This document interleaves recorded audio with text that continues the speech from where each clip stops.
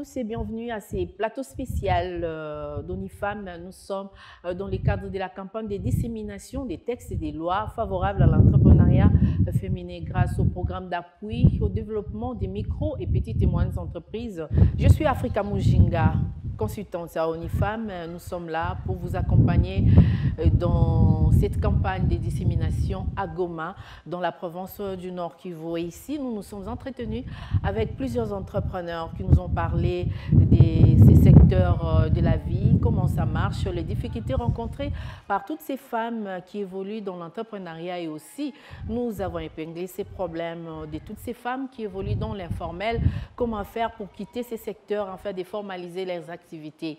Et pour ce faire, en avant-plan, nous avons discuté avec Madame Paulette Sankika, qui est entrepreneur, propriétaire de Eugenia Holding et bénéficiaire d'Ecopa. Elle tient 3 salons de coiffure VIP ici à Goma. Avec elle, nous avons parlé de l'entrepreneuriat, nous avons parlé de la suppression de l'autorisation maritale, comme quoi la femme mariée n'a plus besoin de l'autorisation maritale pour créer ou travailler. Et également, nous avons parlé du droit des travailleurs. Est-ce que les entrepreneurs respectent-ils le droit des travailleurs et travailleuses écrites au sein de la société? Suivi.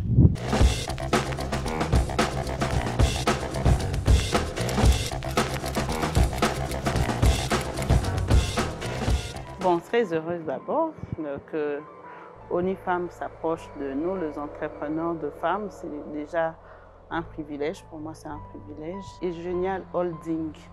Pourquoi Génial Holding? Parce que dans mon entreprise, il y a aussi de sous-branches. Donc, Génial Holding, c'est le nom de l'entreprise. Mais dans Génial Holding, on a Génial Barbershop. C'est les salons de coiffure dédiés aux hommes, et uniquement les hommes. Il y a Génial Barbershop. Il y a Génial au Palais de Soins.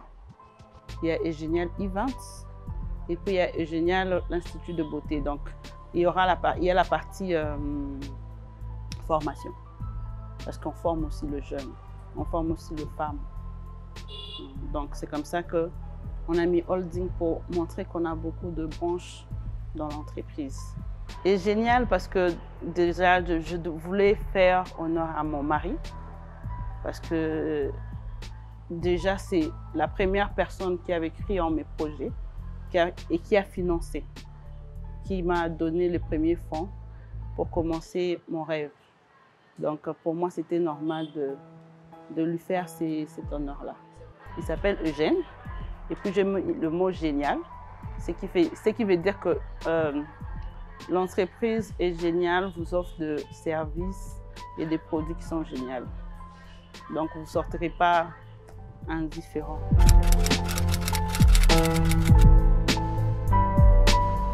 Ce qui est vrai aujourd'hui, l'entrepreneuriat, aujourd'hui, les jeunes se réveillent. Les jeunes veulent travailler, surtout les femmes. Beaucoup de femmes aujourd'hui veulent être indépendantes financièrement, veulent évoluer, veulent être épanouies. Et à Goma, ça bouge un peu. Donc les gens se réveillent, les gens prennent de l'initiative malgré les difficultés rencontrées. Au moins, les jeunes se lancent et les femmes se lancent dans l'entrepreneuriat.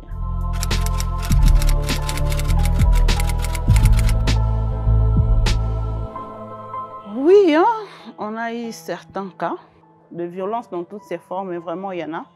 Il y en a en plus beaucoup, il y a les violences sexuelles. Il y a les violences par rapport aux lois du travail ou de la famille. Donc, surtout nous femmes, on fait face vraiment à ce genre de violences.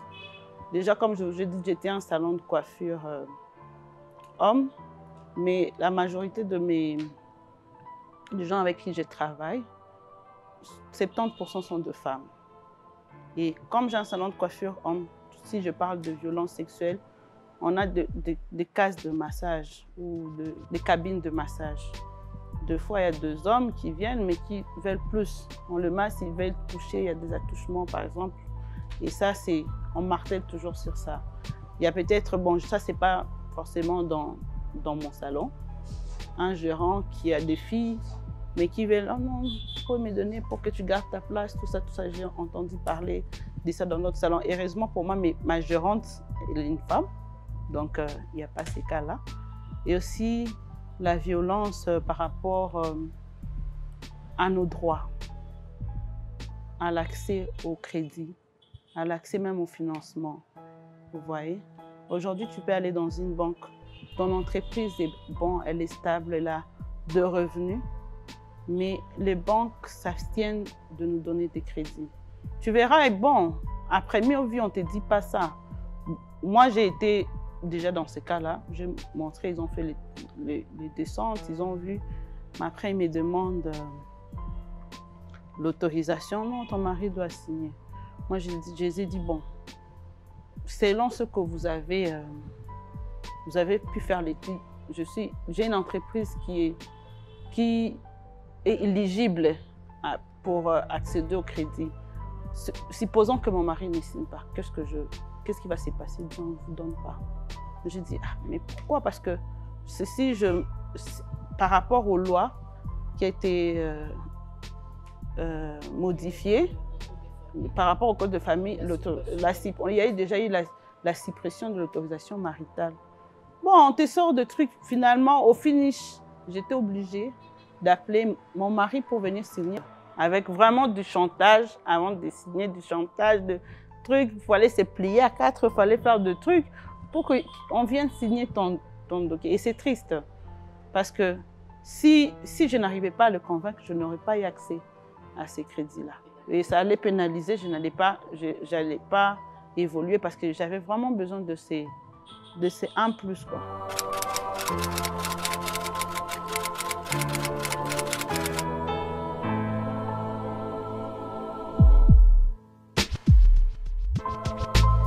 Non, je dirais que ça passe pas.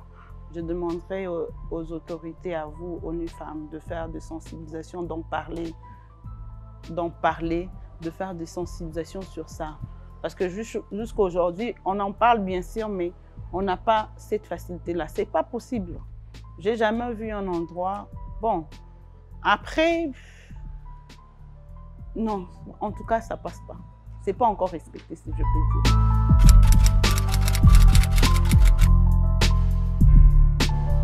Moi, je dirais que je peux qu'encourager et c'est parmi, si je suis là aujourd'hui, c'est par rapport au courage, c'est parce que je me suis formalisée. Et être formelle, vraiment, je demande aux femmes et je sensibilise les femmes à quitter l'informel pour venir dans le formel. Parce qu'il y a tellement d'avantages. Et si aujourd'hui, malgré ces lois-là, que les banques nous font confiance, c'est parce qu'on est dans le formel. Parce qu'on respecte les lois de notre gouvernement. Et on a accès, et être dans le formel, on a accès à beaucoup d'avantages au financement.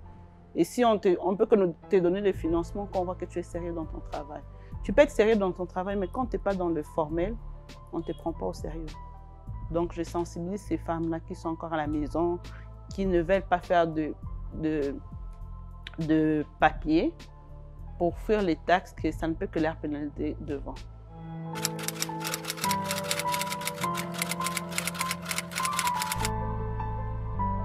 Bien sûr. En tout cas, je ne peux qu'en parler parce que vraiment, ça a été un grand coup de pouce, un très, très grand coup de pouce dans mes activités. Et surtout que ça n'a pas été, comment dire, ça a été transparent.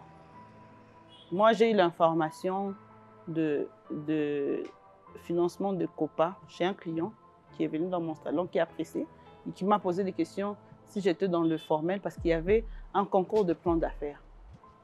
Heureusement pour moi, je venais aussi de finir ma formation à Cuve Entrepreneur, ma formation entrepreneuriale parce que je sentais que j'en avais besoin pour évoluer dans mes business. Et donc, j'avais mon plan d'affaires déjà presque prêt, mais pas encore fini. Et ça m'a donné aussi le courage de vraiment finir mon plan d'affaires, de comprendre. Et vraiment, COPA, à part l'argent, il y a eu de formation. On a compris nos failles, ce qu'on devait faire et ce qu'on ne devait pas faire. Donc, j'ai été bénéficiaire dans mon temps. Malgré qu'on ne m'a pas donné le 100% de ce que j'ai demandé, mais j'ai espoir, je garde espoir parce que vraiment, ça a boosté mes activités. Avant, j'avais qu'un seul salon. Aujourd'hui, je me retrouve avec 3 salons. Et vraiment, c'est super, quoi.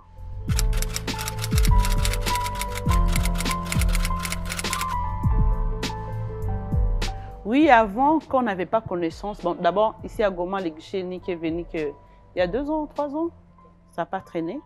Mais on a eu des difficultés pour avoir le RCSM. On a eu des difficultés parce que c'était cher, parce qu'il fallait courir derrière telle personne pour avoir. On t'a dit qu'il fallait que ça aille à Kin, ça devait prendre du temps. Mais depuis que le guichet unique est là, au moins, pour ceux qui ne savent pas, j'ai l'air de montrer vraiment de s'approcher du guichet unique. Parce que là, au moins, c'est clair, on nous facilite et c'est à moindre coût. Vraiment, c'est à moindre coût, c'est accessible à tout. Et on te donne même des conseils par rapport à la structure qui sera mieux pour toi, pour ton entreprise. Parce que des fois, on vient, on veut juste créer quelque chose, mais on ne sait pas quelle structure choisir exactement. Donc, nous, le grand problème, c'est par rapport aux taxes. Le guichet unique fait déjà du bon boulot, mais les taxes, vraiment, il y a des taxes qui sont exagérées. Des fois, malgré tous nos renseignements, tout ce qu'on peut pouvoir faire, mais il y a toujours des gens qui passent avec de nouvelles taxes que vous ne comprenez même pas. Qui viennent aujourd'hui, les gens de la mairie, les gens de CECI, les gens... Finalement, on voudrait que le gouvernement puisse faire aussi une campagne pour pouvoir dire dans tel secteur, quelles sont les taxes que vous devez payer, qu'est-ce que vous ne devez pas payer, et c'est à hauteur de combien. C'est à hauteur de combien? Parce que là, ça nous pénalise. Des fois, on se retrouve devant un agent de l'État qui vient vraiment avec sa lettre de mission, mais tellement qu'on n'a pas aussi toutes les informations. On a du mal à refuser, surtout nous qui voulons rester dans le formel. On est des fois obligé de payer des sommes qui peut-être qu'on ne devrait pas payer. Parce que l'État ne fait pas cette sensibilisation. On peut bien faire nos recherches, mais quand tu te retrouves avec quelqu'un qui a une lettre de mission de service, tu ne fais que t'incliner. Donc, on aimerait vraiment que l'État fasse de campagne, le gouvernement fasse de campagne sur les taxes à payer selon le secteur et selon le montant et les catégories.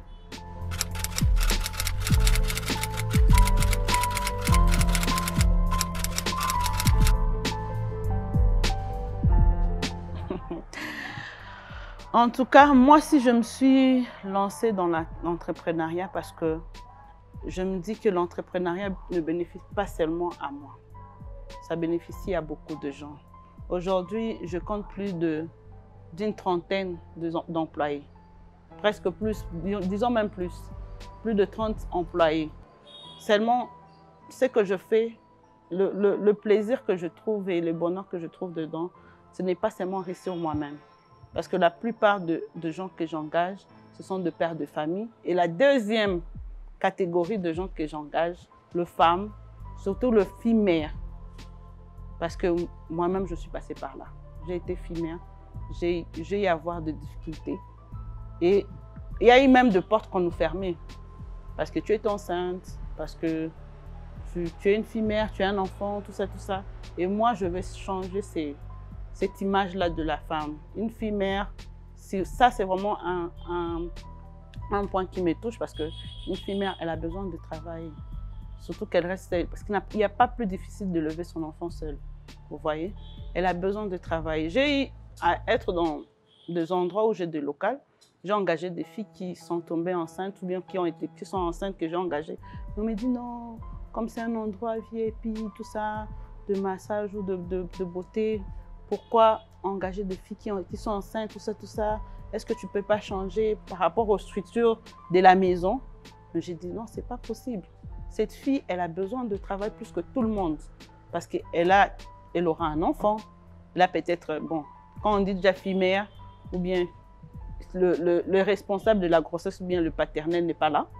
Donc, elle est seule et je ne peux pas lui refuser le travail. Elle va accoucher, elle va redevenir normale. Tant qu'elle a le courage et la force de travailler, elle va travailler. Quand elle va se fatiguer, je vais la laisser partir pour peut-être 1 mois ou 2 mois de congé, 3 mois, selon c'est selon sa capacité. Mais si elle veut travailler, elle doit rester. Et vous verrez que dans mon salon, j'ai au moins 5 ou 6 filles que j'ai pris comme ça, qui sont de filles mères, qui sont enceintes, qui ont accouché puis qui sont restées. Parce que vraiment, c'est ça même. Et j'appelle toutes ces filles-là qui sont à la maison, les filles mères ou les filles qui n'ont pas encore de travail. Parce qu'on doit limiter la prostitution. Beaucoup de filles ici, surtout nous ici à Goma, c'est une ville cosmopolitaine, il y a beaucoup d'étrangers. Les filles sont tentées à faire de la prostitution parce qu'ils manquent de l'argent, parce qu'ils rêvent d'une vie. Et tout le monde rêve d'une vie stable. Et s'ils ont un travail où ils sont rémunérés, déjà ils se sont épanouis et respectés. C'est un peu ça. Vous l'avez compris certainement avec le vent qui souffle. Nous sommes à Goma, non loin de lac Kivu. Ça souffle de partout. Voilà pourquoi vous écouterez ces coups de vent à tout moment au cours de cette émission. Alors, en deuxième position, nous avons rencontré M.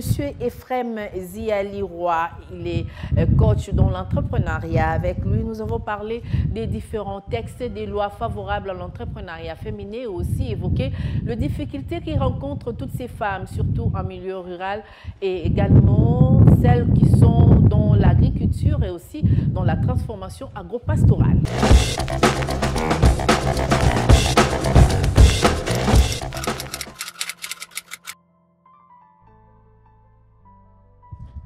L'entrepreneuriat au Nord Kivu est en train de piétiner.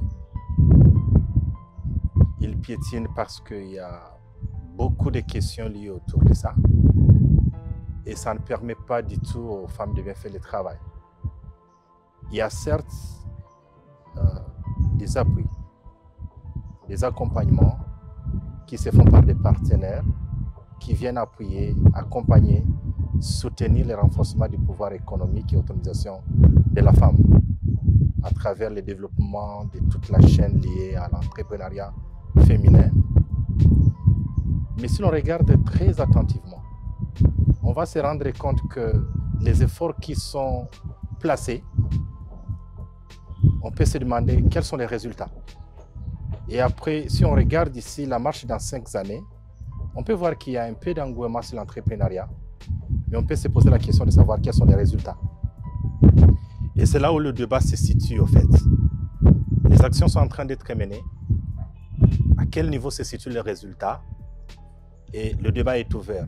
Et c'est ouvert au niveau où on va trouver que les femmes entrepreneurs, nous qui accompagnons les femmes qui sont dans les VSLA ou les associations villageoises d'épargne et de crédit, qu'on voudrait faire sortir des activités génératrices de revenus vers les micro, petites et moyennes entreprises, on trouve qu'elles sont butées à beaucoup de défis, à beaucoup de problèmes, parmi lesquels d'abord sont les problèmes vraiment institutionnels.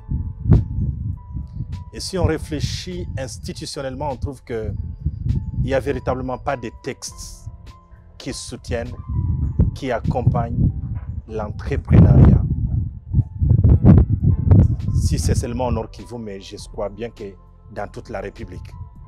Plutôt, il y a des lois, il y a des articles ramassés par-ci, par-là, qu'on essaie de mettre ensemble pour parler de l'entrepreneuriat.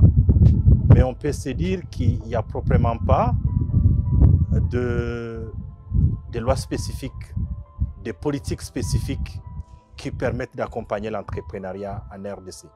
Si vous regardez très attentivement, vous allez voir que les mêmes femmes entrepreneurs qui sont exercées à ce travail-là, elles ont du mal avec tout un tas de services, de taxes.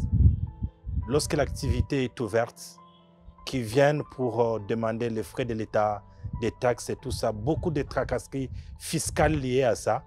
Et ça tue l'entrepreneuriat parce qu'il n'y a pas un cadre approprié, il n'y a pas de politique appropriée, il n'y a pas de mécanisme approprié pour accompagner, soutenir la femme jusqu'à la rendre véritablement autonome, entrepreneur. Et ça pose toute la question liée à ce que les moyens sont injectés pour que les femmes deviennent entrepreneurs. Au même moment, il y a même l'État qui devrait accompagner, soutenir et accompagner les femmes, pose les mêmes problèmes. mais aussi au même moment parmi les femmes qui veulent être des entrepreneurs et à ceux qui pratiquent l'entrepreneuriat de manière vraiment un entrepreneuriat de survie. Faire un petit commerce, il y a des moyens qui surviennent pour soutenir la famille, mais il y a d'autres aussi qui veulent que leurs activités puissent croître. Dans ces deux catégories de femmes entrepreneurs, on trouve celles qui veillent à ce que les activités avancent et d'autres qui les font voilà, pour que demain soit un jour meilleur, pour qu'aujourd'hui on mange, demain on mange et qu'on continue. Mais il y a beaucoup de problèmes, il y a beaucoup de soucis liés à ça. Si on peut continuer dans les mêmes lancées, on est en train de voir le gouvernement national en train de signer beaucoup de subventions pour accompagner l'entrepreneur en RDC. Et je suis en train de réfléchir personnellement à écrire un livre pour accompagner ça. Mais je me dis ceci. Quand l'État congolais est en train de signer des contrats de subvention comme ça, au même moment, il signe avec les entreprises asiatiques ou indo-asiatiques en RDC, pour ne pas citer les noms, vous trouvez qu'avec des grands supermarchés dans des villes de la RDC et qui vendent jusqu'en détail, la femme à qui on a donné 1 000 $, 2 000, 3 000 pour ouvrir son entreprise, elle n'est pas capable de concurrencer l'entrepreneur de supermarché. Alors que l'État congolais est en train de signer des contrats avec de gros supermarchés pour tuer l'entrepreneuriat des femmes et des jeunes. Raison pour laquelle les millions d'argent injectés ou signés par le gouvernement congolais vont encore tomber à zéro. Aussi longtemps, on va encore continuer à signer des contrats avec des investisseurs étrangers qui vendent même jusqu'au détail. Et les exemples sont clairs dans la ville de Goma. On peut en citer, mais comme on n'est pas autorisé de citer les noms de ces grands supermarchés qui font leur travail, ils ont leur licence de fonctionnement ou d'ouverture des supermarchés en RDC, mais leur licence là tue tous les fonds investis dans l'entrepreneuriat. Et le Congo va payer des millions d'argent qui ne seront jamais fructifiés par les jeunes et les femmes entrepreneurs. Et c'est un des grands défis qui fait à ce que l'entrepreneuriat, on va injecter des moyens, mais les moyens n'avancent pas. Une femme qui entreprend les mêmes articles transformés par une femme, on va les retrouver dans un supermarché. Mais on va trouver que le prix est de 50% moins dans les supermarchés par rapport à une femme entrepreneur. Et ça pose toute une série de problèmes. Si on rentre dans ce même travail, on va trouver qu'il y a un problème de compétences.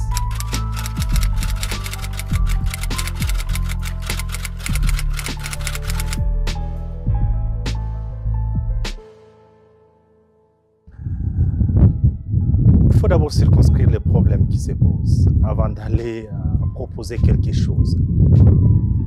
Si vous regardez très attentivement, nous non seulement que nous sommes dans les villes, nous parcourons les différents territoires pour parler des droits de la femme, des droits économiques de la femme et de leur autonomisation. Vous allez constater que les femmes ne sont pas d'abord outillées. Ne sont pas outillées pour pouvoir aborder les questions économiques de manière à exporter. C'est-à-dire qu'elles produisent uniquement pour leur nourriture et à la limite pour essayer de vendre quelque chose au marché local. Et raison pour laquelle, si vous regardez très attentivement, c'est ici au Nord Kivu, beaucoup de champs sont envahis par la question liée à l'insécurité. On fait quelque chose dans des champs qui sont proches des villages. On produit quelque chose pour sa famille. Et le peu de surplus permet d'aller un peu au marché pour s'acheter un habit et juste quelque chose. Et dans ce même travail-là, très peu d'hommes pratiquent la question agricole. Très peu d'hommes font des champs. Ici, j'ai fait l'analyse, plus de 80% d'hommes ne partent jamais au champ. Mais à 97% de femmes font les champs. Même une femme médecin, après le travail de l'hôpital, elle va au champ pour trouver de quoi manger. Dans ces systèmes-là, on trouve la majorité des femmes analphabètes. Une femme analphabète n'a pas tellement de compétences pour qu'elle soit capable d'aller vendre les produits dans des pays frontaliers. Est-il aussi que des mesures douanières et tout ce qui est lié à ça est un handicap très efficace pour que les femmes puissent évoluer? Et surtout, il n'y a pas de politique agricole efficace. Nous venons de constater avec une analyse que nous avons faite sur l'accès des femmes à la terre. Je l'ai réalisé avec le concours de Care International dans la province. Je viens de constater que la majorité des femmes font le travail, elles se limitent au peu qu'elles font.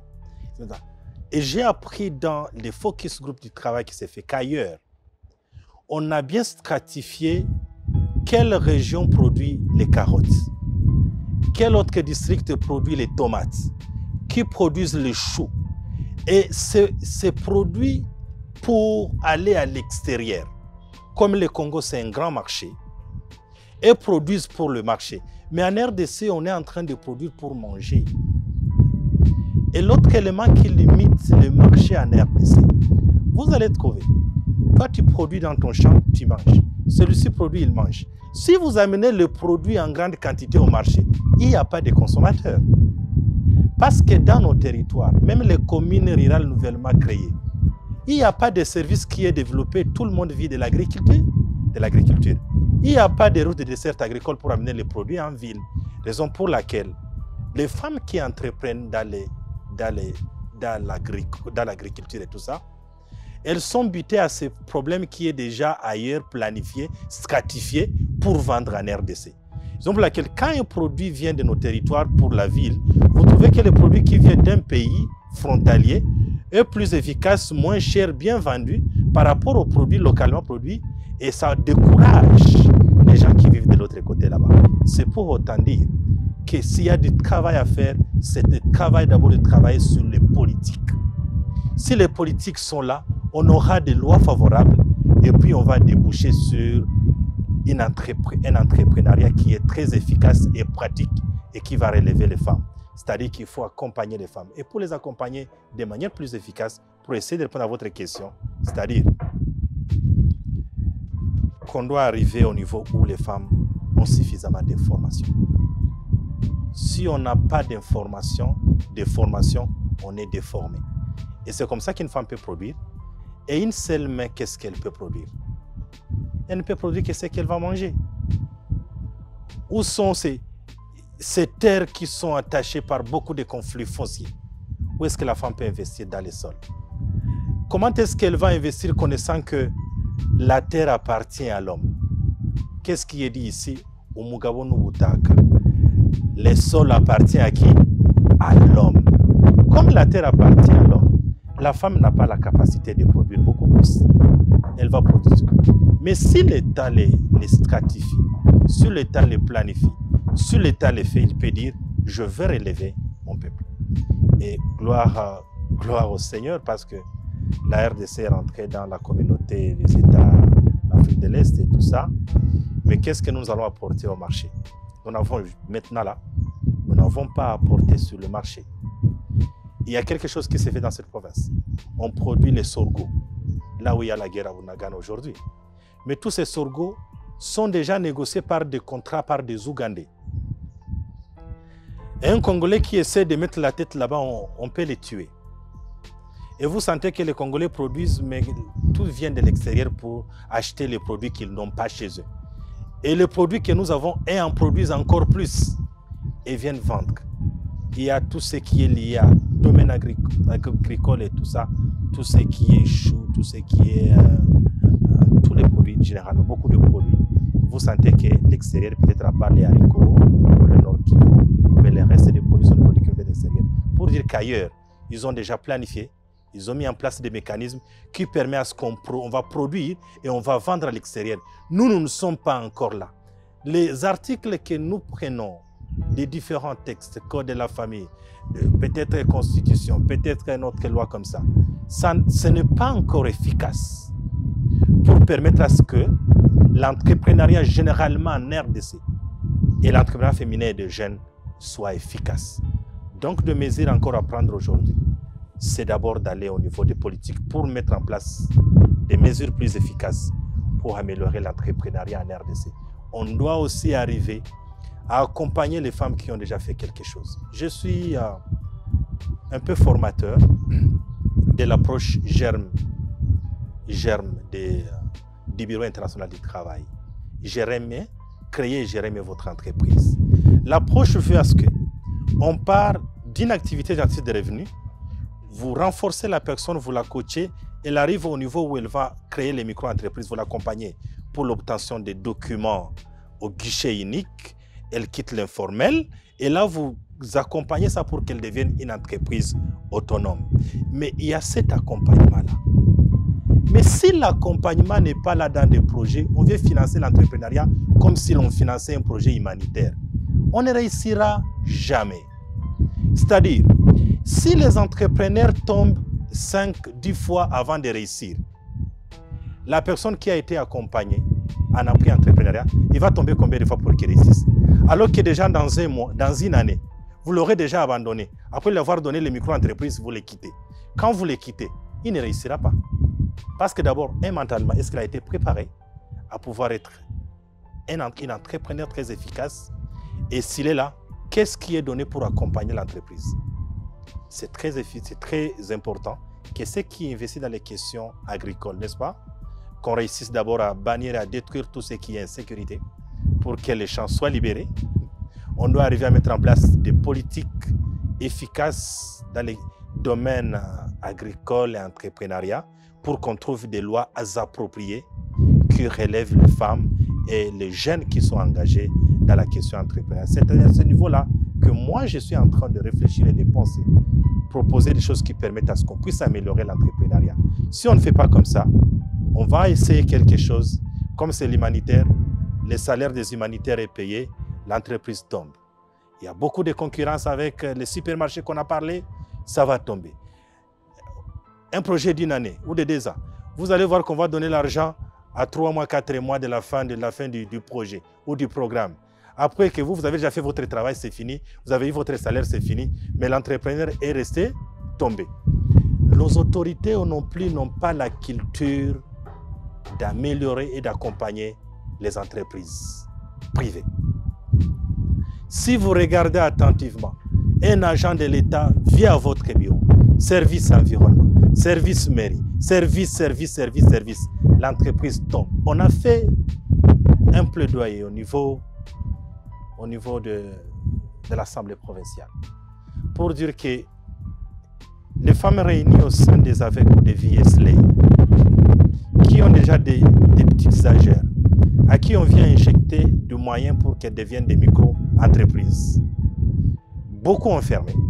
Ça pose toute une série de problèmes liés à l'entrepreneuriat qu'on est en train de vouloir faire. Et on doit améliorer la copie qu'on est en train de faire. Ailleurs, il y a beaucoup de conditions qui améliorent l'entrepreneuriat, mais si chez nous, ce n'est pas encore efficace. Et dans les domaines agricoles, c'est encore très compliqué. C'est là où on doit améliorer. Et quand on parle de ça, au niveau de la province du Nord Kivu, nous sommes en train d'accompagner la stratégie provinciale du renforcement du pouvoir économique et autonomisation de la femme. Et à ce niveau précis, l'entrepreneuriat n'est qu'un axe des 5 axes qui ont été identifiés pour renforcer le pouvoir économique de la femme. Et là, on a parlé il y a l'axe 1 qui est l'axe lié à l'inclusion financière, où on voudrait qu'avec toute la chaîne liée aux AVEC et Mousso, mutuelle de solidarité. Et la deuxième, c'est l'entrepreneuriat, avec tout ce qui est lié à l'intérieur, petit commerce, commerce transfrontalier et tout ça. Les AGR peuvent rentrer dans l'entrepreneuriat. Et l'entrepreneuriat, proprement dit, avec des micro, moyennes entreprises avec les femmes. Et à ce que vous me demandez là, c'est la chaîne des valeurs inclusives. On voudrait que les femmes puissent se retrouver dans la chaîne des valeurs. Et dans la chaîne des valeurs, on voudrait qu'elles sont les premières qui pratiquent l'agriculture. Elles doivent vivre de cette agriculture. Et nous connaissons que nous sommes dans la province où elle est vraiment agricole. Et les femmes devraient jouer le rôle numéro 1. Mais est-ce que même les financements dans des programmes, dans des projets agricoles, quelle est la place de la femme?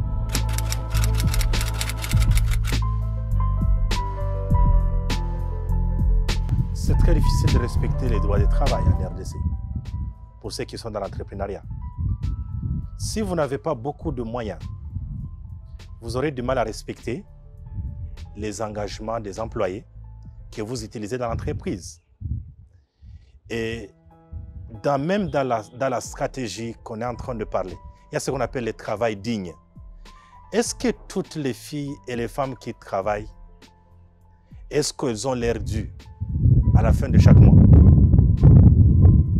Dans les questions des droits de la femme, si on regarde ceux qui travaillent dans les boîtes, même Kinshasa, même Lubumbashi, Goma, est-ce quand il y a eu Covid, est-ce que chaque fin du mois, ces femmes-là ont leurs $30 qu'on leur donne ou $50 qu'on leur donne dans les boîtes?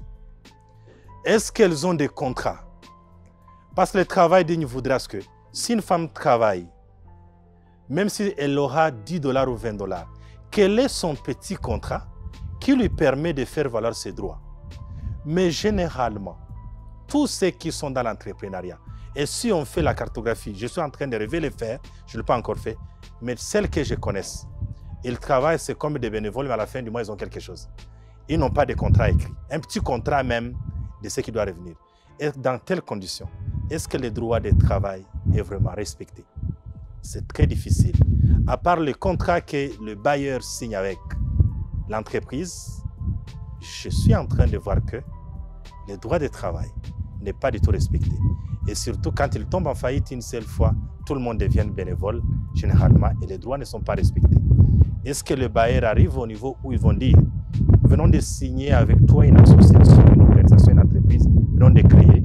Vous aurez 5 agents, et ces 5 agents, voici leur salaire durant une année. » Généralement, dans l'entrepreneuriat, je ne connais pas un contrat comme ça qui a été signé. On donne juste, OK, votre business plan, c'est comme ceci. Et après, généralement, c'est comme si on payait plus les matériels, on faisait tout ça et après ça, on ne fait pas. Je crois que les droits de travail n'est pas généralement respecté dans l'entrepreneuriat. Et surtout, comme on le fait de manière vraiment tâtonnante, ça pose le problème. Et ça pose le problème de la compétence au sein des micro et moyennes entreprises qui viennent d'être créées.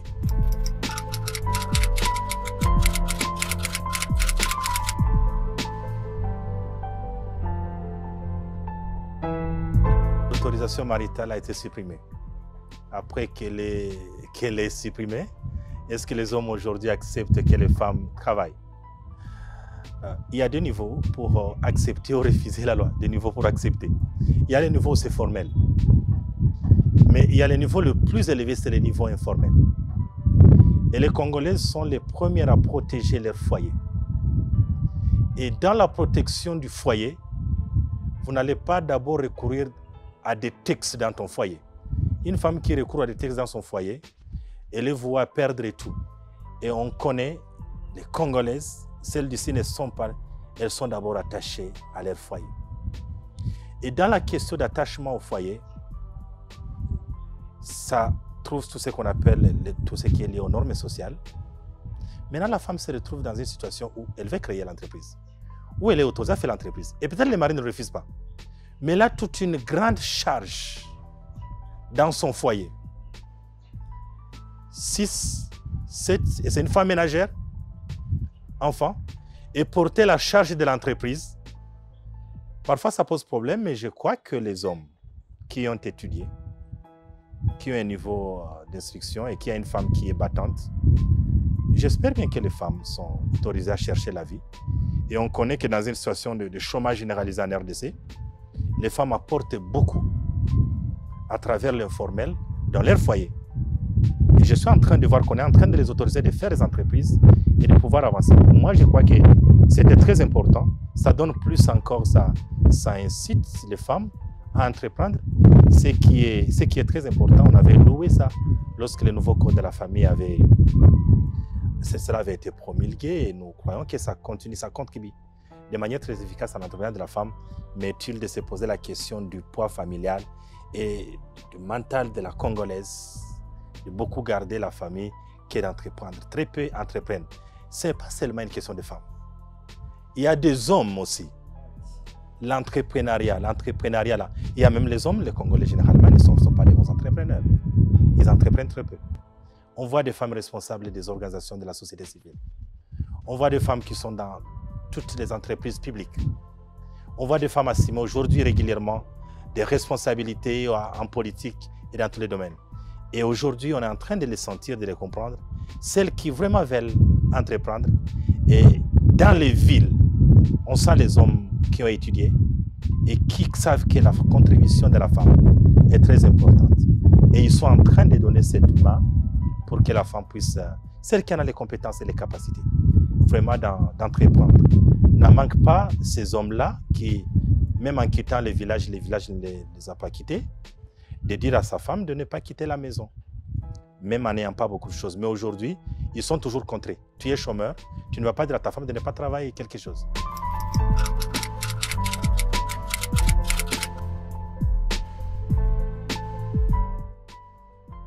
J'aime beaucoup parler de ça parce que j'ai travaillé sur ça depuis 2009. Beaucoup parlé sur ça, travaillé sur ça avec beaucoup de tribunaux sur les violences sexuelles et sur le genre. Je connais toute la chaîne de prise en charge holistique des victimes de violences sexuelles. Dans les entreprises, il y a très peu de violence lorsque c'est une entreprise de femmes. Parce que comme la boss est femme et qu'on utilise les femmes, généralement les femmes et quelques hommes, je crois que les hommes-là n'ont pas les privilèges, n'ont pas le temps de pouvoir commettre beaucoup de violences. Mais comme les Congolais et les Congolaises ne mettent pas encore beaucoup d'accent sur les harcèlements sexuels, je crois que c'est toujours très important qu'au niveau de là, il y a toujours cet aspect des choses qui peut toujours intervenir. Mais nous croyons très sincèrement avec les informations qu'on a. Lorsque le leader de l'entreprise est femme, généralement la question liée aux violences sexuelles, elle n'est pas très prononcée. Différemment de lorsque c'est l'homme qui est le patron de l'entreprise et même lui-même il peut être parfois la source de toute une série de violences avec l'équipe des hommes tout autour des femmes. Au moins ça peut passer. Mais pour les femmes, parfois la question des violences n'est pas tellement prononcée au sein des entreprises engagées et accompagnées par les femmes. C'est les informations qui est vraiment ma possession.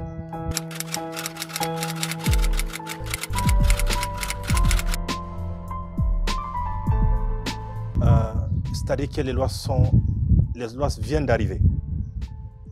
Et les choses ne vont pas s'améliorer maintenant dans le mental de l'homme congolais. Si vous regardez très attentivement, si le sol appartient à l'homme, la majorité des parcelles sont inscrites au nom de qui?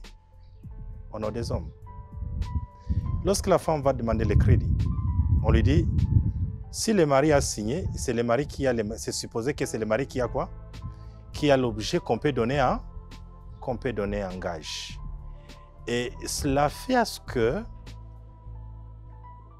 les femmes soient en difficulté de pouvoir s'engager individuellement pour obtenir un crédit. Et c'est là où on a de parler qu'il a été démontré que les femmes qui vivent avec les hommes sont l'obstacle numéro 1 aux femmes qui sont entrepreneurs. Les femmes qui sont le plus favorisées sont des femmes qui vivant seules ou des femmes vivant seules généralement. Ils sont en mesure de s'engager, de faire le travail. Et il y a des témoignages que moi j'ai par rapport à ça, parce qu'elles s'engagent, c'est elles qui s'engagent. Et ailleurs où on a vu, sur l'accès des femmes à la terre, tu veux acheter un lopin de terre, on te dit, où est ton oncle? Tu dois être parrainé. Et ce système de parrainage n'a pas encore même quitté la tête des autorités. Des autorités qui sont foncières, qui sont par-ci, par-là. Et c'est comme ça au niveau des banques, pour se rassurer que leur argent va retourner. Parce que ce sont des commerçants. Ils ne voient pas le sexe. Ils voient le cash qu'on investit à cette femme, comment ça va retourner. Et le moyen le plus efficace, c'est d'avoir un homme à côté pour dire cet homme, assurément qu'il a une parcelle. Mais si c'est une femme qui amène un document de parcelle, on va commencer à douter, est-ce que c'est vrai ou c'est faux? Et c'est à ce niveau-là où on doit toujours avoir, je reviens, d'avoir des politiques, d'avoir des lois spécifiques qui aident les femmes à faire ce travail-là. Mais les femmes qui sont déjà économiquement autonomes, elles engagent leur business et leur business, elles-mêmes, peuvent vendre son image. Et nous croyons qu'avec le temps, on doit arriver à montrer aux banques, si la femme se présente et qu'elle montre ces moyens pour faire les affaires, on doit lui donner ces crédits-là, de pouvoir obtenir les crédits. Ce n'est qu'en cas de doute qu'on peut dire non, comment est-ce que c'est organisé, comment c'est structuré. Mais aussi, ça peut être un moyen pour dire, pour éviter des couacs dans les foyers. Puisqu'il y a les crédits qu'on accorde, mais il y a la gestion liée aussi à la famille. Mais ça ne devrait pas être aussi un financement d'entrepreneuriat qui détruit les foyers. Ça doit aussi consolider aussi au même moment les foyers et on connaît tout ce qui est lié à ça. Ça doit être un truc qui amène aussi la cohésion, la paix. Et dans la famille, si la famille est stable, les pays seront stables et ça peut marcher de la même manière. Mais on doit se dire que toutes les autorités à tous les niveaux, que ce soit des autorités bancaires, des autorités qui font l'entrepreneuriat, tout ça, que chacun à son niveau soit responsable et qu'on ait toujours un regard sur les lois. Et la personne qui vient demander, est-ce qu'on voit, est-ce qu'il est responsable? Est-ce qu'il peut agir légalement? S'il peut agir légalement, il s'engage en tant que lui. Et puis, toutes les conséquences juridiques liées à ça ne peut quitter celui qui engage. Et nous encourageons aux femmes d'entreprendre, d'engager des grandes affaires dans les cadres qui respectent les lois du pays et toutes les autorités à tous les niveaux.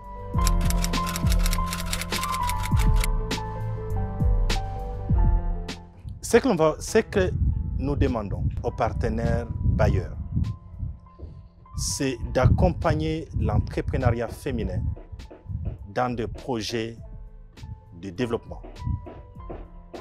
d'aider les femmes entrepreneurs à avancer, à faire aussi croître l'entreprise jusqu'à un plan même d'exit de l'entrepreneuriat.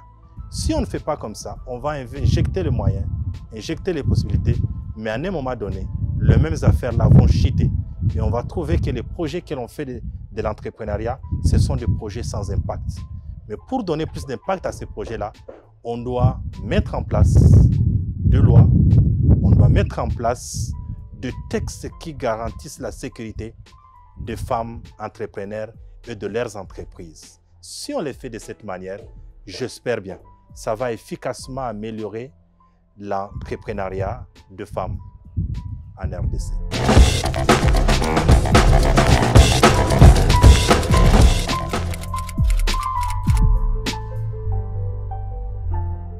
Oui, Monsieur Jean-Jacques, c'est un coach d'abord en entrepreneur pour iLead Global. Je suis aussi coach formateur, FIP, formation à l'initiative personnelle, et aussi coach en STEP pour PADMPM, formateur des jeunes en entrepreneuriat. Au-delà de ça, j'ai les casquettes d'un agent public de l'État qui œuvre dans le ministère des Petites et Moyennes Entreprises congolaises, dans son organe technique appelé ANADEC, qui est l'Agence nationale de développement des petites et moyennes entreprises congolaises pour l'entrepreneuriat au Congo, c'est-à-dire Agence nationale de développement de l'entrepreneuriat au Congo, où je suis un cadre dans cet organe technique basé dans la province du Nord-Kivu.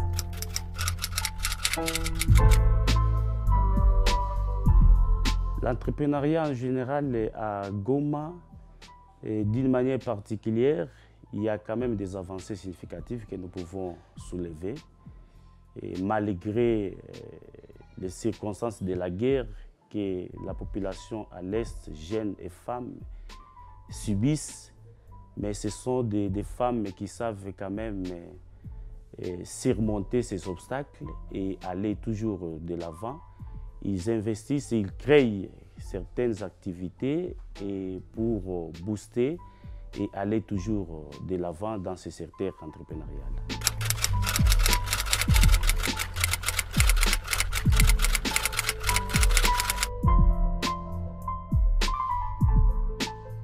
Effectivement, c'est vraiment un défi. La plupart des femmes ou jeunes entrepreneurs sont en train d'œuvrer aussi dans le secteur informel par peur des tracasseries des agents de l'État, malheureusement. C'est ainsi que vous verrez les gens, les femmes qui ont des activités, quand vous vous approchez d'eux, ils vous parlent que non, nous avons peur quand on se formalise, quand on est à tel point de nos activités, chaque fois, il y a des agents de l'État qui vous demandent telle taxe, telle taxe, telle taxe. Et avec ça, ça les décourage et ils se cachent, ils préfèrent œuvrer dans ce secteur-là informel. Mais heureusement, il y a un ADEC qui est là, la NADEC qui a une mission de former et d'informer ces jeunes entrepreneurs et leur montrer l'avantage de quitter dans le secteur informel pour accéder à certaines subventions qu'ils peuvent bénéficier. Par exemple, le cas de PADEMPM, il y a eu des subventions que la Banque mondiale a données. Et quand vous vous trouvez maintenant dans un secteur informel, vous n'avez pas de documentation de l'État, vous n'êtes pas reconnu à l'État, vous ne pouvez pas accéder à de telles subventions. La raison pour laquelle la NADEC a cette mission de sensibiliser ces jeunes entrepreneurs et femmes à leur dire l'importance, les avantages d'œuvrer dans le secteur formel par rapport au secteur informel.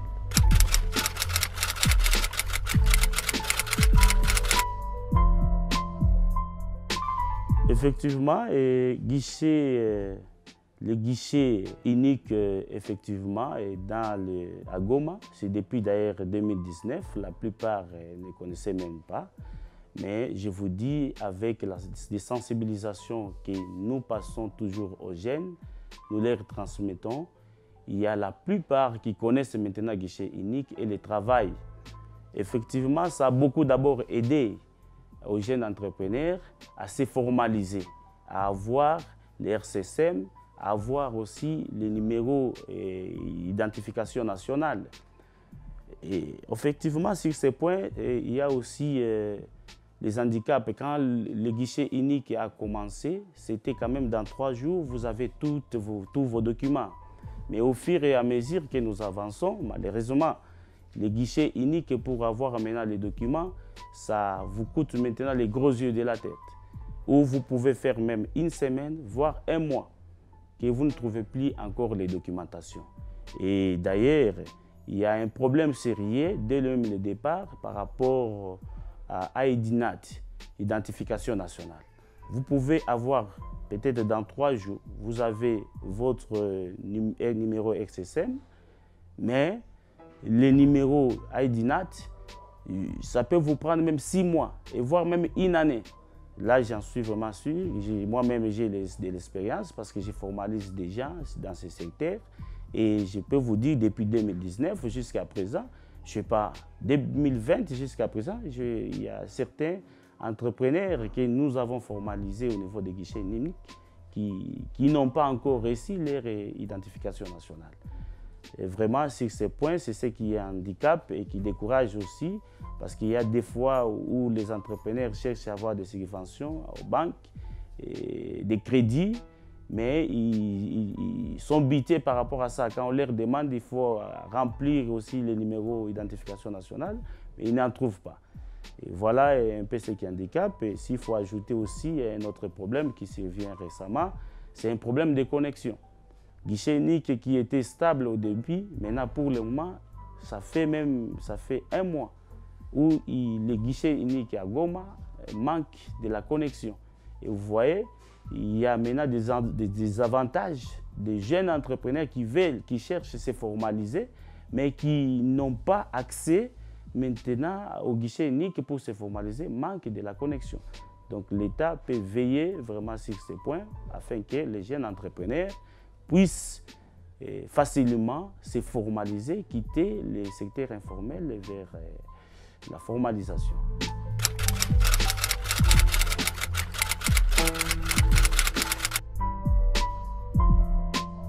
C'est vraiment une loi et quand on a commencé à disséminer cette loi sur le marché, dans les églises, il y a certaines femmes étaient tellement contentes par rapport à de telles lois et d'autres ont manifesté les réticences par peur. Ils se disaient, ah, ça, vous voulez maintenant qu'il y ait des divorces dans les maisons. Parce que auparavant, effectivement, tel que vous venez d'évoquer, auparavant, il y avait l'autorisation maritale. Pour travailler, il faut avoir l'autorisation de votre mari. Vous pouvez même pour être un président, parce que c'était ça.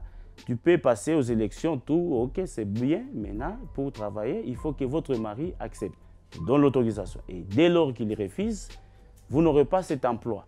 Et vous voyez maintenant, les conséquences maintenant, c'est quoi? Il y a cette crainte. Il y a seulement la crainte de certaines mamans. La raison pour laquelle nous devons encore renforcer ces points pour leur montrer maintenant, aujourd'hui, vous n'avez plus maintenant à avoir de l'autorisation maritale, mais vous pouvez juste informer à votre mari que voilà, mon mari, j'ai un emploi à tel endroit et vous commencez déjà votre emploi. Et votre même employé n'a pas l'obligation encore d'appeler votre mari pour qu'il vienne signer l'autorisation. Cette loi, vraiment, elle est la bienvenue sur certaines femmes qui avaient des menaces. Parce qu'il y a des femmes qui nous disaient, moi je vendais par exemple de la bière, j'ai commencé mon activité. Au fur et à mesure que j'ai avancé, il y a mon mari qui avait... Oui, ce sont des obstacles. Le mari qui, justement, le mari qui ne voulait pas, comment il a vu comment j'ai accédé, mes activités commençaient à prospérer.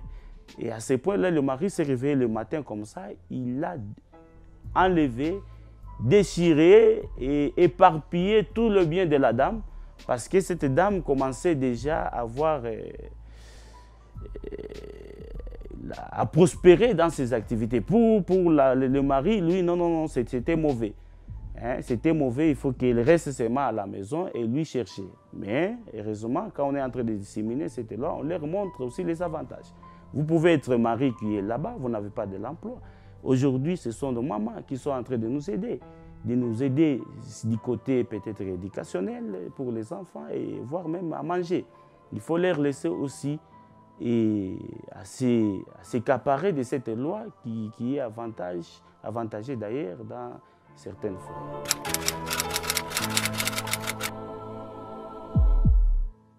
Là aussi, c'est vraiment aussi un défi et quelque part aussi, c'est aussi une réalité. Parce que là, c'est les droits des travailleurs. Nous leur disséminons, leur dire que lorsque vous engagez vos travailleurs, par exemple des travailleurs femmes, ces travailleurs femmes ont droit à un congé de maternité. Ils ont droit à un repos médical. Et quelquefois aussi, ça impacte à leurs travaux. Mais quand bien même ça impacte négativement à leurs travaux pendant une période, par exemple, de 6 mois, il y aura absence de cette dame, mais qui jouera son rôle. Mais nous leur quand même dire ce que la loi dit par rapport au code du travail. Quand bien même vous trouvez dans telle situation où une dame est accouchée, mais vous devez quand même laisser la dame jouir de son droit. Et il y a des fois certains qui vous disent oui, nous respectons cela, mais nous limitons quand même au lieu de 6 mois, nous leur donnons 3 mois.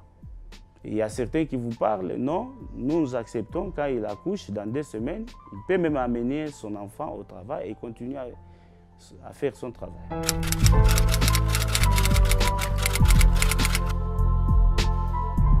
Les violences des femmes. Justement, sur ce point aussi, il y a un problème sérieux. Nous vivons en RDC, comme en particulier ici dans la ville de Goma. La plupart sont des chômeurs, nos femmes, nos jeunes gens. Et des fois, pour avoir de l'embauche, pour être embauché dans un emploi quelconque, il y a où certains propriétaires des entreprises imposent aux femmes, avant qu'ils soient embauchés ou qu'elles soient embauchées, il faut qu'ils puissent sortir avec lui.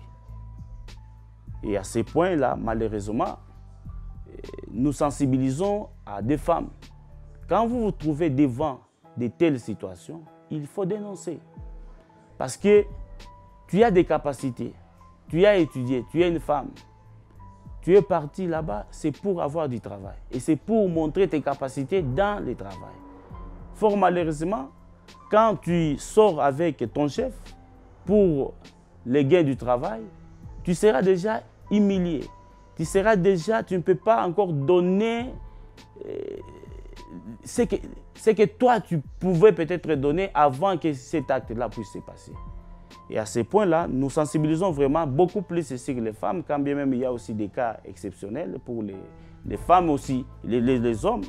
Mais on a trouvé, la plupart, ce sont des femmes. Pour avoir du travail, il faut qu'ils puissent sortir d'abord avec leurs employés. Et la raison pour laquelle, quand nous nous trouvons devant les femmes, nous leur sensibilisons que c'est votre droit de travailler. Vous devez travailler et vous ne devez pas vendre votre corps pour accéder à tel emploi.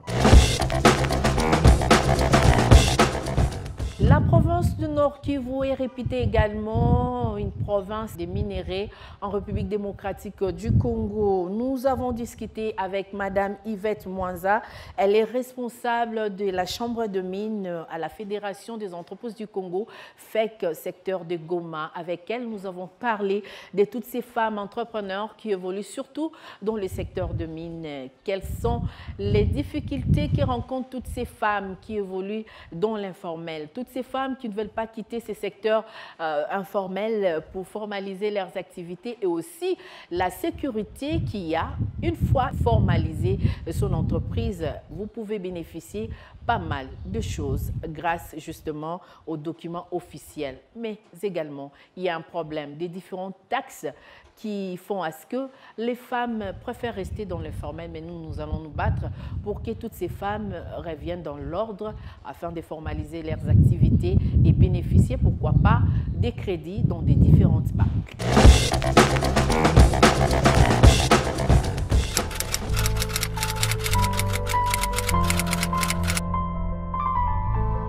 Je m'appelle Mwanza Yvette.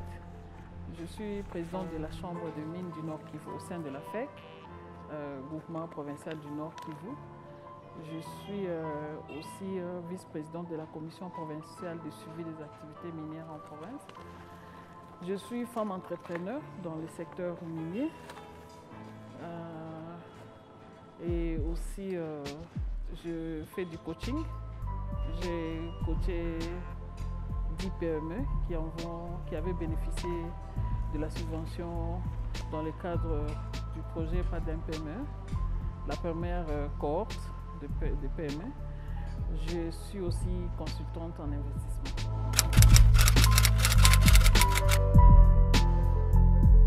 L'entrepreneuriat féminin à Goma est en train de monter en puissance, ça je peux le dire.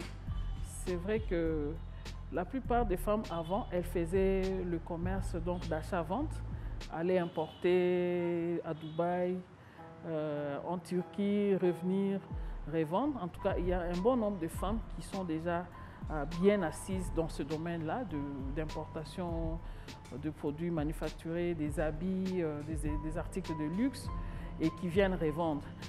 Et vraiment, elles sont bien positionnées. Deuxième catégorie, il y a des femmes qui entreprennent dans l'immobilier aussi, qui sont en train aussi de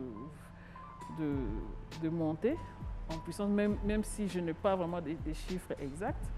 Et dans les services aussi, de plus en plus de femmes commencent aussi à émerger. Par exemple, dans l'association des déclarants en douane du Nord Kivu, il y a de plus en plus de femmes aussi qui ont leur agence comme déclarantes en douane, donc dans le domaine des services, elles émergent. Et dans la transformation agricole aussi, il y a aussi dans l'élevage, mais là, ce sont des matières qui sont très techniques et ça nécessite une certaine expertise et donc un certain renforcement de capacités en la matière. Dans les secteurs de mines, il n'y a pas tellement beaucoup de femmes, mais aussi elles sont en train de venir quand même.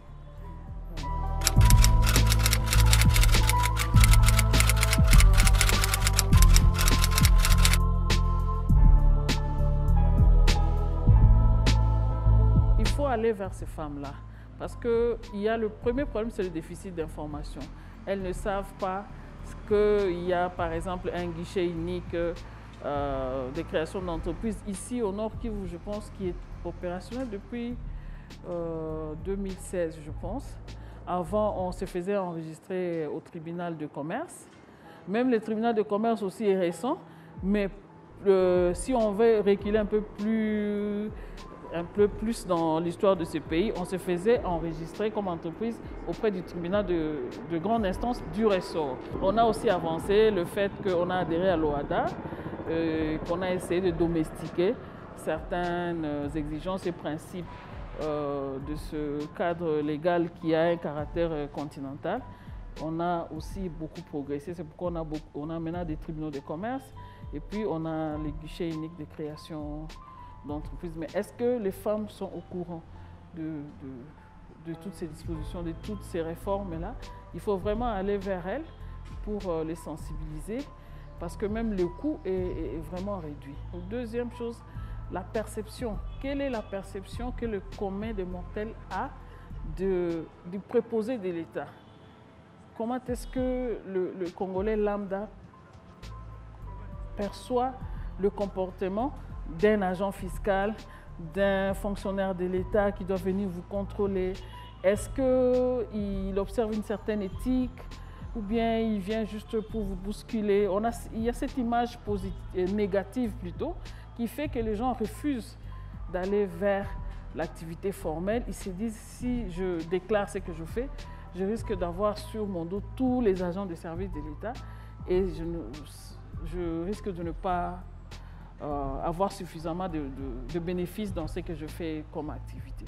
Donc il y a ce côté, il y a des réformes bien sûr, mais il faut qu'on sente du côté des pratiques et des procédures, qu'on sente qu'il y a une amélioration significative. Si vous êtes devant un agent de l'État pour obtenir votre papier, si le délai légal c'est 2 jours, dans les 2 jours vous devez avoir.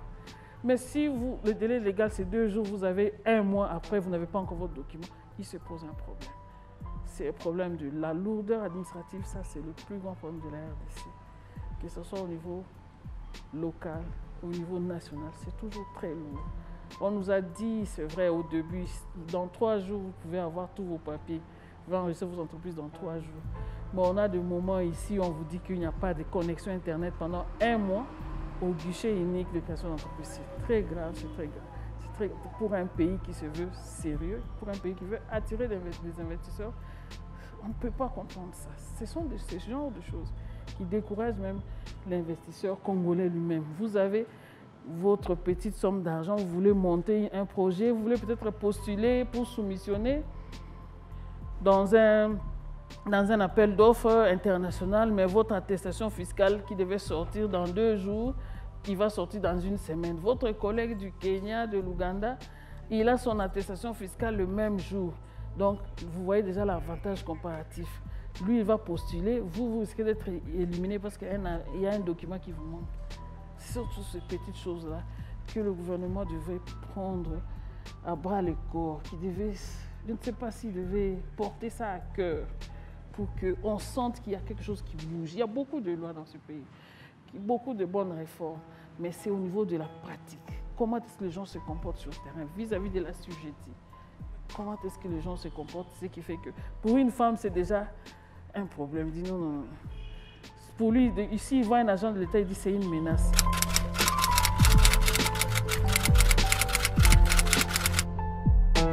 Justement, quand on parle de l'amélioration du climat des affaires, c'est dans le discours officiel, ça revient. Mais il faut qu'on le sente dans le vécu quotidien, dans la manière de faire. C'est pourquoi je dis dans les pratiques. Juste pour un document que tu peux avoir dans 2 jours, il faut que tu l'aies dans 2 jours.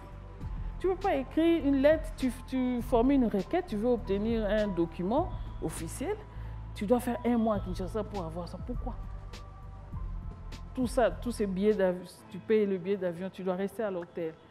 Et au finish, maintenant quand il faut faire le choix entre la RDC et un autre pays africain, il y a des investisseurs qui vont dire, bon, je préfère aller ailleurs. Nous, on doit aussi améliorer les procédures. On doit dématérialiser ça. Le monde entier est en train d'être dématérialisé en termes de procédures. Nous aussi, on doit emboîter les pas. On a beaucoup d'informaticiens dans ce pays. On ne sait pas si on les utilise suffisamment ou bien on les laisse partir. C'est vraiment un problème.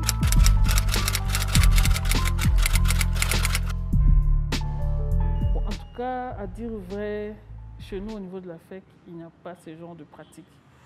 Parce que pour être membre, il faut être en ordre avec vos cotisations statutaires.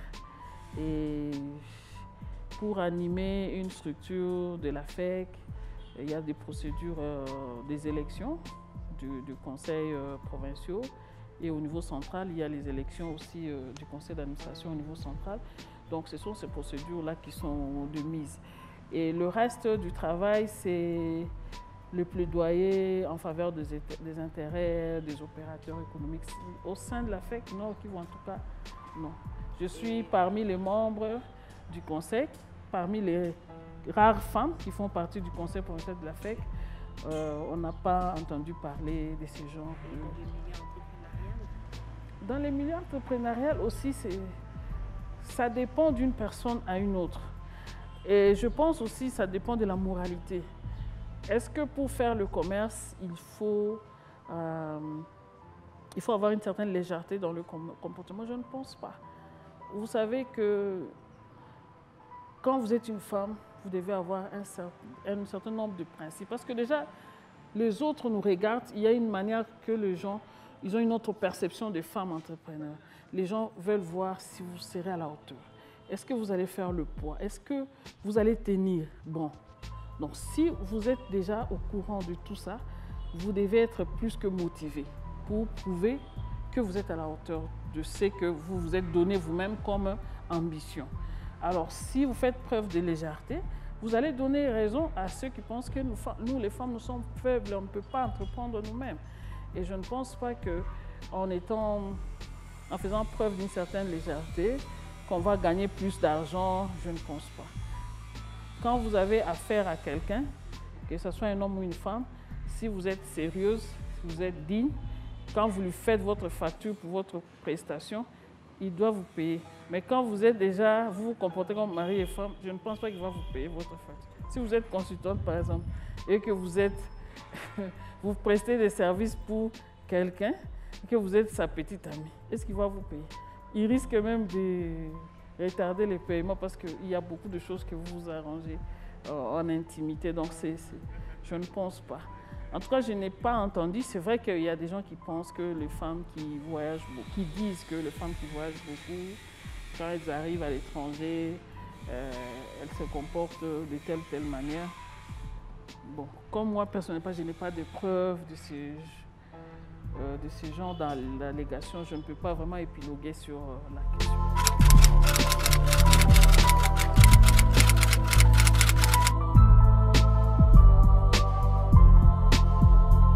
C'est quelque chose d'important, surtout dans le secteur minier, parce que parmi les critères d'éligibilité, les personnes qui sont frappées d'incapacité juridique ne sont pas éligibles à exercer les activités dans le secteur de mine. Et avec l'ancien code de la famille, la femme mariée et les enfants mineurs sont des personnes frappées d'incapacité juridique. Donc aujourd'hui, avec la nouvelle loi portant réforme du code de la famille, c'est un avantage pour les femmes d'entreprendre. Ça donne beaucoup plus du tonus. Ça donne plus d'impulsion pour les femmes qui se sentent capables d'entreprendre, que ce soit dans les autres secteurs de l'activité ou dans le secteur de mine. C'est quelque chose de bon. Mais en tant que femme mariée, je pense que même si vous n'avez pas l'autorisation, même à l'époque, mais si vous êtes en bon terme avec votre mari et qu'il vous fait confiance, il sait que vous êtes une femme digne, il vous laisse faire. Il vous laisse entreprendre sans problème. Mais c'est déjà quelque chose qui a beaucoup aidé parce qu'il y a des personnes de mauvaise foi qui utilisaient ça contre leurs femmes et qui pouvaient même les brandir pour faire sortir les femmes de leur milieu du travail. Pour dire, moi je suis ton mari, je viens dire à votre chef que je n'ai pas autorisé que tu signes un contrat de travail avec votre employeur. Je peux venir protester et tu seras viré. Et aujourd'hui, les personnes de ce genre ne peuvent plus s'en prévaloir pour causer du tort à leurs épouses. Je pense que c'est une manière juste de freiner les initiatives des femmes.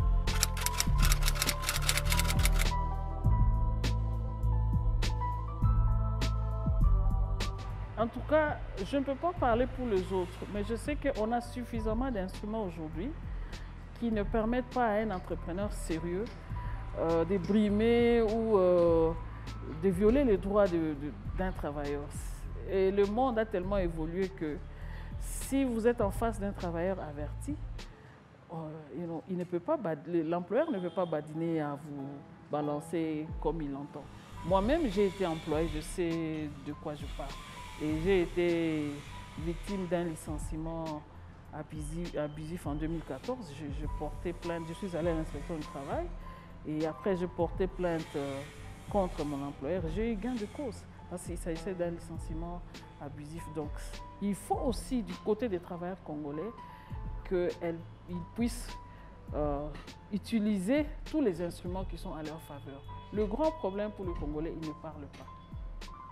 Vous êtes licencié, ils pensent que bon, si aujourd'hui je proteste contre l'employeur, je vais mourir, c'est la fin du monde, mais ça les a sauté. Vous voyez, il y a un peu ça aussi, cet état d'esprit-là. Je dois faire profil bas, si on me chasse, où est-ce que j'irai?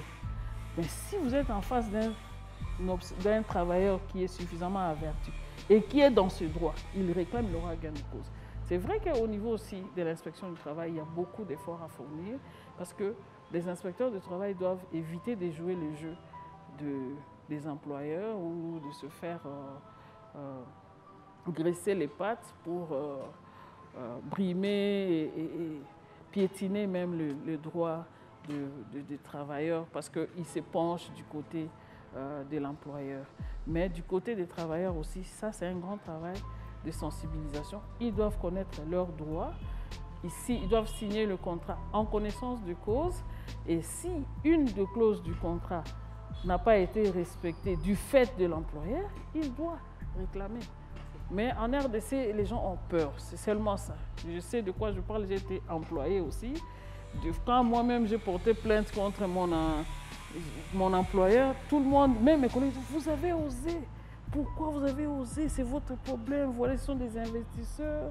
Peut-être qu'ils auront vous risquez de rater la chance pour d'autres. Moi, j'ai dit non. Moi, je suis dans mon droit, je réclame. Et quand j'ai eu gain de cause, les gens ont compris que j'avais raison. C'est comme ça. Il faut réclamer quand vous êtes dans votre droit. Voilà, j'espère que vous avez aimé les différentes interventions de tous ces entrepreneurs, de tous ces décideurs. Il y a un problème d'information, de formation. Il faut à tout prix que la femme soit informée, également formée, pour qu'elle sache quelles sont les lois qui promouvent l'entrepreneuriat féminin. Il faut que cette femme soit sécurisée, il faut que cette femme soit informée des différentes lois qui lui mettent en valeur et surtout qui font à ce que leurs entreprises puissent prospérer. Nous avons fini pour ces numéros de Goma. Nous avons été à Matadi, à Lubumbashi et aujourd'hui à Goma. Rendez-vous à Kinshasa pour les tout derniers numéros car ces différents plateaux spéciaux sont faits justement pour sensibiliser et disséminer le texte des lois favorables à l'entrepreneuriat féminin, un programme mis en place par le programme d'appui au développement des micro, petites et moyennes entreprises, PADEMPM de l'ONIFAM, grâce à notre bailleur de fonds, la Banque mondiale. Merci de nous avoir suivis. Le prochain rendez-vous est à Kinshasa, un autre numéro spécial pour vous. Merci de nous avoir suivis et au revoir.